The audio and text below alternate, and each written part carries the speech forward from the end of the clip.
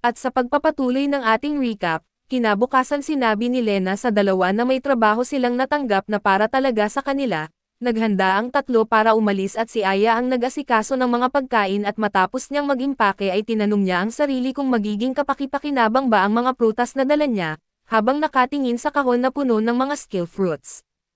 Habang nasa kalagitnaan ng kanilang paglalakbay ay unti-unting lumalapot ang hamog sa kanilang daraanan na dahilan para halos hindi na sila makakita. Ipinakita ni Lena ang mapa sa kanila at sinabing dapat malapit na sila sa malaking kastilyo na kanilang pupuntahan. Nahanap nila ito pagkatapos magmasid ng mas maigi. 3 oras bago ito ay dumating sila sa guild reception para kumpirmahin sa receptionist na tatanggapin nila ang trabaho. Sinabi nito na limitado ang oras nila para sa trabaho at nilinaw na wala silang alam tungkol sa nilalang na kailangang hulihin na hindi pa nga nila sigurado kung isang halimaw nga ito. 2 buwan na ang nakalipas nang ipadala ang isang adventuring party sa Northmont Valley region para magsagawa ng survey tungkol sa densidad ng mga halimaw, ngunit hindi na sila nakabalik at ang mga adventurer na ipinadala para hanapin sila ay nawawala rin isa-isa at hanggang ngayon, 18 adventurers na mula sa ranggong A hanggang B ang nawawala. Nang suriin ni Lena ang listahan ng mga nawawala ay nakilala niya ang ilan sa kanila dahil sila ang nagturo sa kanya ng maraming bagay noong baguhan pa siya. Sinabi ng receptionist na ang tanging alam nila ay lahat ng nawawala ay nagtungo sa mansyon ng dating konde ng Montes, isang manor na itinayo 30 taon na ang nakalilipas ng isang mayamang adventurer. Walang nakakaalam kung anong kakayahan ang taglay ng konde dahil sa matagal na itong patay at ang manor ay lubos ng napapabayaan. Para matapos ang misyon ay kailangan nilang hanapin ang mga nawawalang adventurer at alamin ang dahilan ng kanilang pagkawala. Bagamat maraming high-rankang parties na ang nawala at ang mga leader ng guild ang nagtalaga ng rank para sa quest kaya't wala silang magagawa tungkol dito. Pakiramdam ni Lena ay may kakaiba sa trabahong ito at sinabi niya kay Light na baka masyadong delikado ito, ngunit makikita sa mukha ni Light ang pananabik dahil gusto niyang sumama at tinanong ng receptionist kung sasama ang batang babae at ipinaliwanag ni Light na taglay nito ang appraisal skill kaya't mapagkakatiwalaan ang kanyang kakayahan. Dahil sa reaksyon ng receptionist at nilinaw ni Light na aksidente niyang nakain ang isang skill fruit, balik sa kasalukuyan ay nagpatuloy ang tatlo sa kanilang paglalakbay at ang tatlo ay dumaan sa isang mapanganib na daanan sa Rocky Mountains upang makarating sa manor, gayunpaman sa sandaling nawalan ng pokus si Aya at ang gilid ng bangin na kinatatayuan niya ay biglang bumigay. Dahil dito ay nahulog siya sa bangin pero nagawang suluhin ni Light at Lena at nailigtas silang tatlo nang gamitin ni Light ang kanyang kakayahan para maiwasan ang pagbagsak at ligtas silang nakarating sa lupa. Bagamat nakaramdam ng ginhawa, agad na nag-ingat ang dalawang babae nang mapansin nila ang panganib sa paligid. Sa loob lamang ng ilang segundo ay napapalibutan na sila ng mga halimaw at madaling natalo ni Light ang isa sa mga ito, pero nang tingnan niya ng mabuti napansin niyang mga adventurer ang mga ito. Ipinaliwanag ni Aya na sila ay mga undead na mga taong naging halimaw. Kapag kinagat nila ang isang buhay na tao ay nagkakaroon ng panibagong undead kaya't kailangan nilang maging maingat, hindi lang iyon taglay rin ng mga undead ang kanilang mga kakayahan bilang dating adventurer, kinumpirma ni Lena at sa tulong ni Aya na sila nga ang mga nawawalang adventurer na hinahanap nila. Bagamat hindi komportable si Light nag-alinlangan siyang saktan ang mga kapwa-adventurer kaya't hindi siya nakapag-react agad nang atakehin siya ng isa, nailigtas siya ni Lena na walang pag-alinlangan at sinabi sa kanya na nauunawaan niya ang kanyang pag-alangan, pero hindi nila maaaring iwan ang mga ito sa ganoong kalagayan na kailangan nilang kumilos.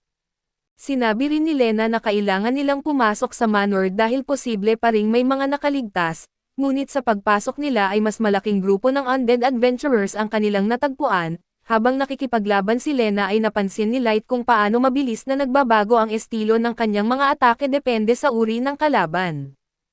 Ang puso ang kahinaan ng mga undead na mukha pa ring tao at habang ang mga nabubulok na kalansay ay kailangang mataga, parehong mataas na antas ang Sword Saint at Sword God na kakayahan pero bagamat mas malakas ng kaunti ang Sword God, hindi pa ito lubos na naisa sa puso ni Light. Dahil dito ay ilang hakbang pa rin ang lamang ni Lena sa kanya at gayunpaman ay hindi ibig sabihin nito na maaari siyang magpahinga, nagsimula na rin siyang lumaban sa mga undead na sa isang sandali ay may undead na nagtangkang umatake kay Aya mula sa likod. Ngunit nang sundin niya ang tagubilin ni Lena na yumukod at mabilis niyang naabot ang kalaban at napatay ito gamit ang isang saksak, napagtanto ni Light na ginagawa nila ito upang protektahan si Aya kaya't kahit isang saglit ng kahinaan ay maaaring maging delikado. Bago sila umakyat sa ikalawang palapag ay binanggit ni Light na may 18 na nawawalang adventurer, pero nakakita na sila ng mas marami pang undead kaysa doon na hindi niya maunawaan kung ano ang nangyayari. Sinabi ni Lena na posibleng may ibang undead na dati nang naroon at sumama lamang pero kakaiba pa rin ang sitwasyon. Habang paakyat ay napansin ni Light ang isang malaking portrait na nagbigay ito sa kanya ng ideya kung sino ang konde ng Montes, samantala isang misteryosong babae ang pinagmamasdan sila mula sa malayo. Malinaw niyang alam ang tungkol sa kanyang mga bagong bisita at hinikayat silang magpatuloy.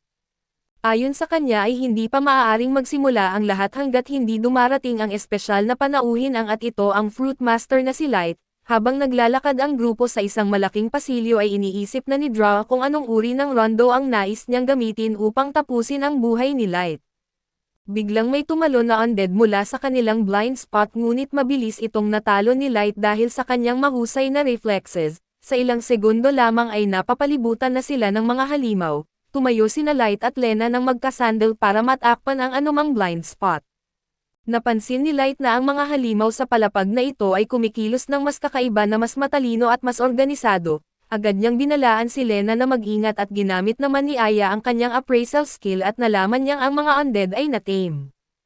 Ibig sabihin ay mayroong may kontrol sa kanila at doon napansin ni Light ang mga hibla ng sinulid na patungo sa dulo ng pasilyo. Ipinaliwanag ni Aya na ang mga hibla na iyon ang ginagamit upang magpadala ng magic power. Kaya't ang kanilang masamang amo ay maaaring nasa dulo nito. Nang makarating ang tatlo sa dulo ng pasilyo at binuksan nila ang pinto at napansin ni Lena na ito'y isang ballroom na isang lugar kung saan karaniwang idinaraos ang mga kasiyahan, biglang may isang babaeng sumasalubong sa kanila na sinasabing matagal na niyang hinihintay ang kanilang pagdating.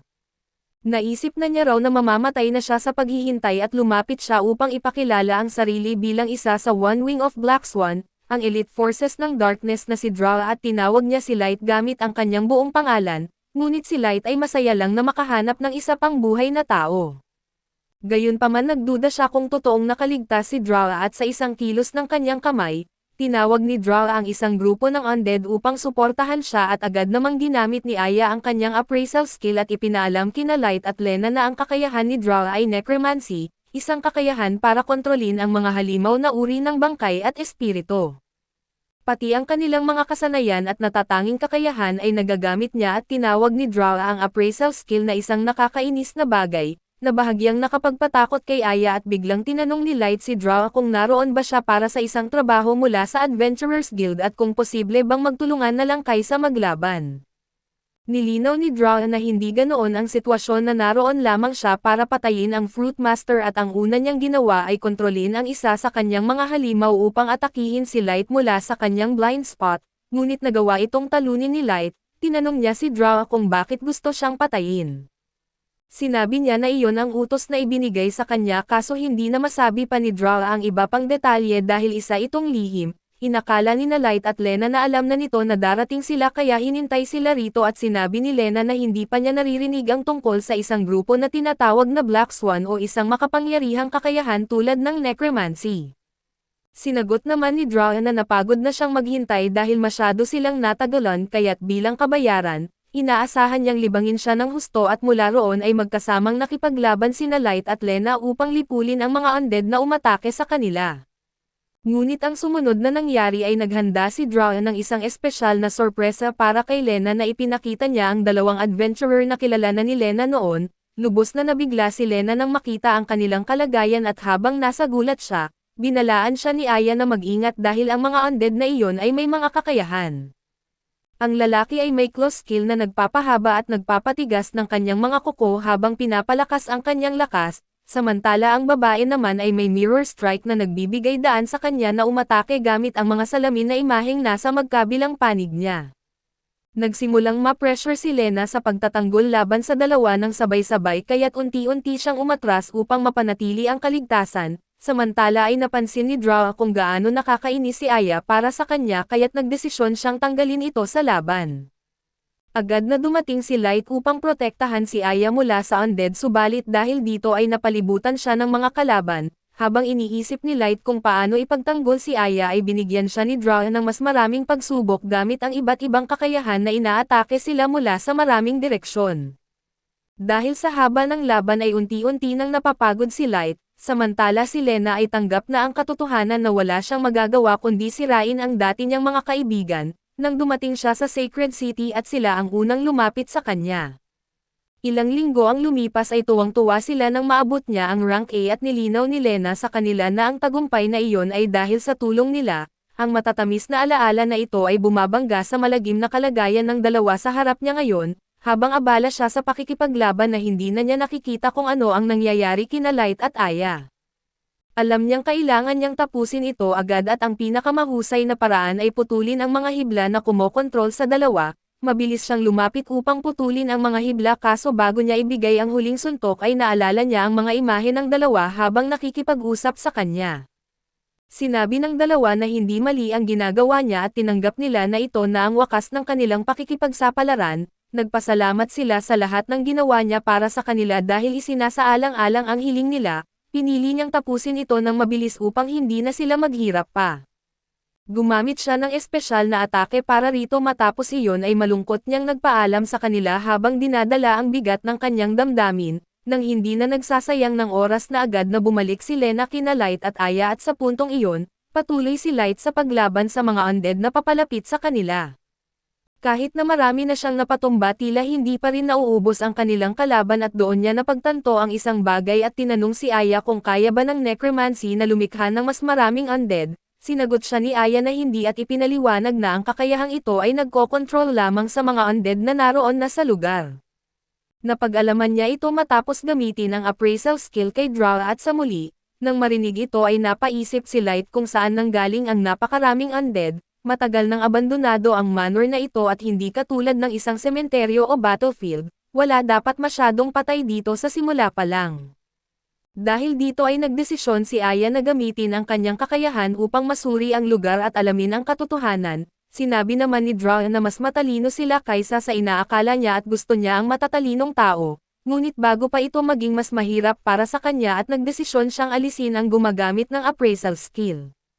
Bigla niyang kinontrol ang isang undead upang umatake kay Aya mula sa likuran ngunit mabilis na kumilos si Light at nailigtas ito. Muli siyang nag-isip ng paraan dahil alam niyang kung magpapatuloy sila sa ganitong sitwasyon, tuluyan silang mauubos.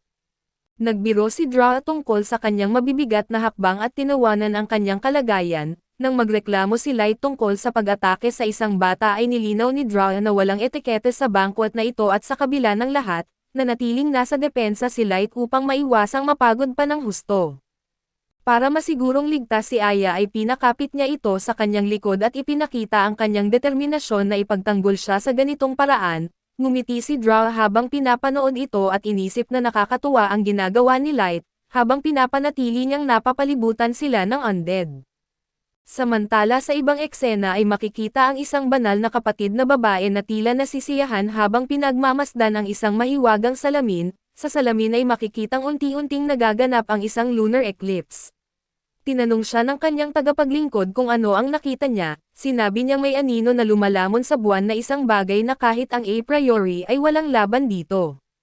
Kaso dito muna matatapos ang recap natin sa anime na ito. Salamat sa inyong panonood hanggang sa muli.